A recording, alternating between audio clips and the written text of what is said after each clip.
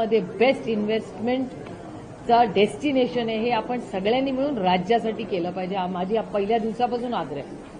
काही उत्तम जानकर राजीनामा देण्याच्या तयारीत आहे, मात्र राजीनामा देण्याच्या तयारीत सरकारनं चॅलेंज केलं की सरकार पायउतार होईल ज्यावेळी मी राजीनामा देईल. अजित पवार सुद्धा प्रत्यक्ष पायउतार होतील असं चॅलेंज. मी सातत्याने उत्तम जानकर साहेबांना विनंती करत आले की तुम्ही राजीनामा देऊ नका, लढा आपण लढलाच पाहिजे. माझाही आग्रह आहे कुठल्याही म्हणजे सत्यासाठी लढलंच पाहिजे आणि ते ज्या ताकदीने उत्तम जानकरजी लढतायत याचा आम्हाला सार्थ अभिमान, कारण का ते संविधानासाठी लढतायत आणि त्याच्यामुळे त्यांनी लढलंच पाहिजे. पण माझी त्यांना विनम्र विनंती राहील की त्यांनी राजीनामा देऊ नये, कारण का राजीनामा दिल्याने ज्या लोकांनी त्यांना मतदान त्या सिस्टमच्या विरोधात त्यांनी लढत राहावं, पण त्यांनी आमदार राहिलं पाहिजे अशी माझी त्यांना विनंती आहे.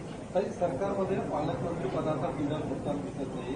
पालकमंत्रीच्या यादी जाहीर करून सुद्धा 2 ठिकाणी स्थगिती द्यावी लागली.